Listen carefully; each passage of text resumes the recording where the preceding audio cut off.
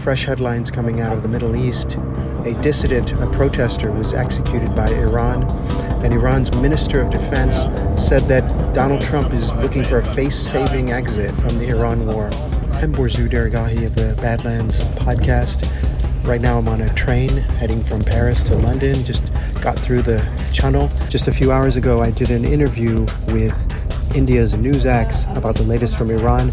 Questions were interesting, including about the death penalty in Iran and whether it should be embraced or rejected, and whether the bloc led by NATO and the US is really fading in favor of the Russia and China axis. And now joining us live to tell us more is Borzo Daragahi, Iranian-American journalist and founder of the Badlands newsletter. He's joining us live from Istanbul, Turkey. Sir, thank you so much for joining us. Let's dive right into the topic here.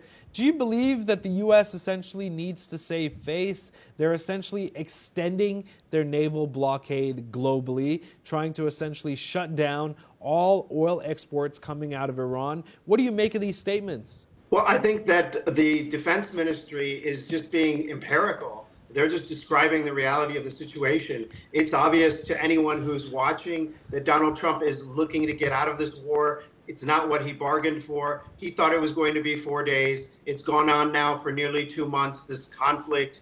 And he's trying to figure out a way to get out of it without getting criticized by everyone in his administration, every one of his financiers, including and his supporters, especially those who are very much in favor of Israel. He's very much beholden to that particular clique. They financed his presidency.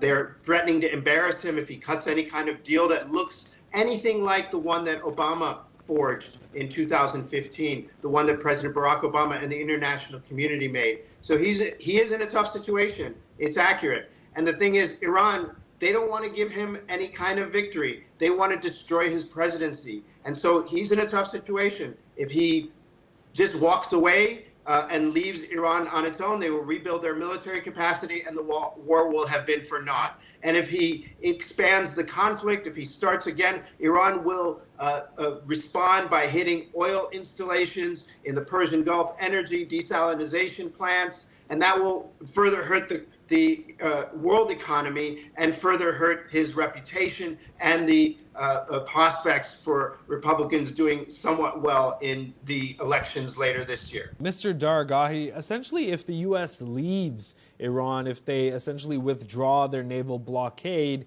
and so on and so forth, it will come down to the fact that Iran will continue to develop their nuclear capabilities. To what extent then do you believe that the world will be threatened by these nuclear capabilities if and when Iran continues with those with that track? What are your thoughts, sir? I really don't think that the world will have to fear Iran's nuclear capabilities. India, Pakistan, Israel, North Korea, which is North Korea arguably a more extreme regime than Iran's. They all have nuclear weapons. Iran says that it doesn't want nuclear weapons, that it pretty much gives signals that it wants a nuclear deterrent. It wants to show the world that it is capable of making nuclear weapons. I don't think it's much of a threat for the world. It is a threat, however, for Israel and its attempts to establish its hegemony over the region, its somewhat expansionist policies with regard to Palestinians and other Arab countries.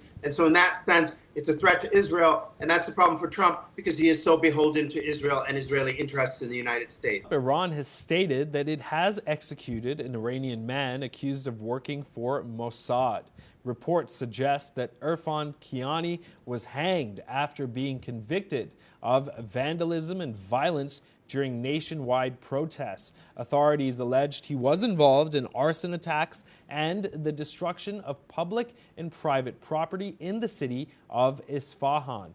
Reports claim he also used a machete and spread fear among residents during the unrest. Officials said the execution was carried out after the Supreme Court upheld the sentence, and legal procedures were completed. Mr. Daragahi, when it comes down to hangings in Iran, how do you feel that the world is responding to this type of news? Of course, it's 2026. I'd like to believe we live in a modern society, as many other societies around the world collectively. Is this frowned upon? And what are you essentially, how are you directing your readers in the Badlands newsletter towards this type of information? Well, I'm personally against the death penalty in all circumstances. So I think it's not legitimate. It's not legitimate when the United States does it, and it's not legitimate when Iran does it. It's not a. I don't consider it a valid kind of punishment. I don't think it works, and I think that it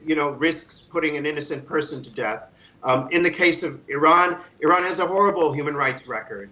It has a terrible, terrible track record, especially recently. There is a long track record over the last year and a half of executing dissidents, and the pace of executions has gone up. I'm not sure what the world should or could do about that. There are plenty of other atrocious regimes around the world that are guilty of gross human rights violations. So I'm not certain that if it's a cause for anything, but absolutely we should condemn it, and absolutely we should avoid the death penalty and try to find other ways of punishing people guilty of crimes. In this particular case, as I understand it, this man was a member of the MKO, the Mujahideen Khalq organization, which is a outlawed group that is widely despised by both Iranian opponents of the regime and Iranian supporters of the regime. So he was easy pickings. It was a guy who no one is going to mourn in that sense. So I think that basically using the death penalty against someone who's weak,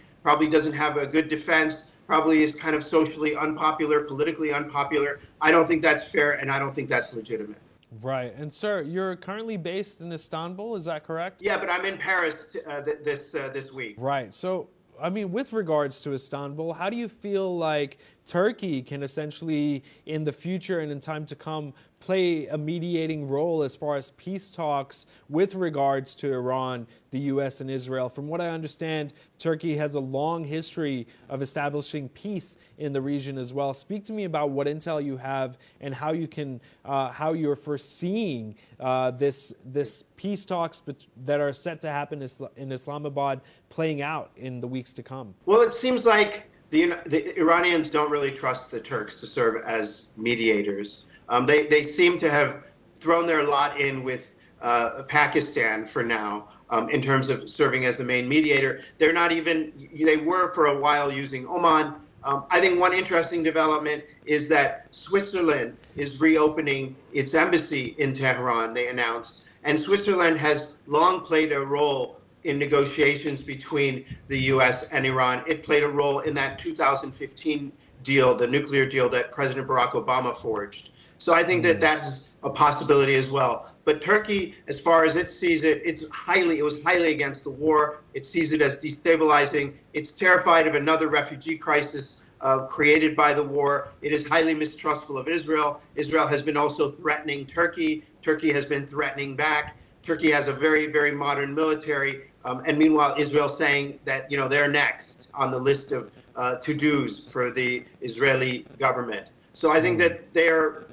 looking at the situation with worry and concern. Right. Sir, you mentioned the refugee crisis there as well. Like you just mentioned, you're in Paris. Of course, the EU is witnessing rising immigration rates. In some countries, of course, those who have citizenship there may not be the citizens that were born in those countries. Tell me what you've witnessed so far in Paris. What's the general consensus there with regards to the war and, of course, immigration as well? Well, I think throughout Europe, in general, there's real popular opposition to the war. It has created a huge wave of anti-American sentiment and increased and very unfairly, I think, contributed to a rise of anti-Semitism sentiment, as well as, strident opposition to Israel. They're now talking, for example, if you look at France, Macron is warning that now that there has been this key election in Hungary and Viktor Orban is out and Peter Magyar is in as prime minister, the EU is set to put new sanctions on Israel over its behavior in Gaza, the West Bank, and Lebanon. And so that is, France is basically taking the lead on that right now. That's responding to popular opinion about this. But yeah, in Europe, they're looking at the Israeli kind of plan. They're looking at the Israeli rhetoric about what they want to do with Iran, destroy it, bomb it back into the Stone Age, the defense minister said again this week. And what that would mean is like a fresh flood of refugees coming to Europe, more political instability, as was caused when there was a fresh flood of refugees from Syria and Iraq into Europe. And sir, one last question whilst we have you. You mentioned sanctions there. Of course, the U.S. granted sanctions relief to Russia to continue with their oil exports. But of course, right now in the world we live in, it seems like it's very fragmented. The world we live in right now is characterized by nations that are essentially operating on their own autonomy, so to speak. To what extent, or how are you also directing your readers to believe in powerful organizations like NATO and the UN to essentially organize the world back into a stable and a stable and consistent manner prior to February 28th? Look, I'm not sure if anyone in the world really believes anymore that these institutions, these Bretton Woods post-World War II institutions, do more good than harm at this point. NATO it has failed on several accounts.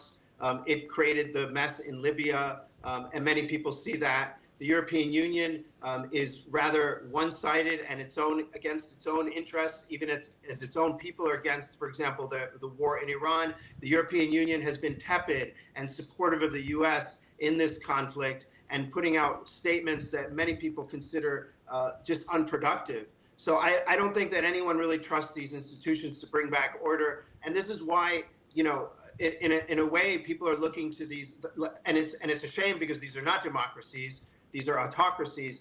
People are looking in the global south at these Eurasian autocracies, and that includes China and Russia as potentially leading an alternative bloc to the NATO and the West and the EU and the US and so on. And that is a real tragedy in some senses. If you talk to people in the global south, there's more and more trust for like China and Russia and those ideals versus the United States and Europe because of the messes that they've created throughout the world, especially in the Middle East. Thank you so much for listening. This is the Badlands Podcast by Borzu Daragahi. I'm Borzu Daragahi. You can subscribe at borzu.substack.com.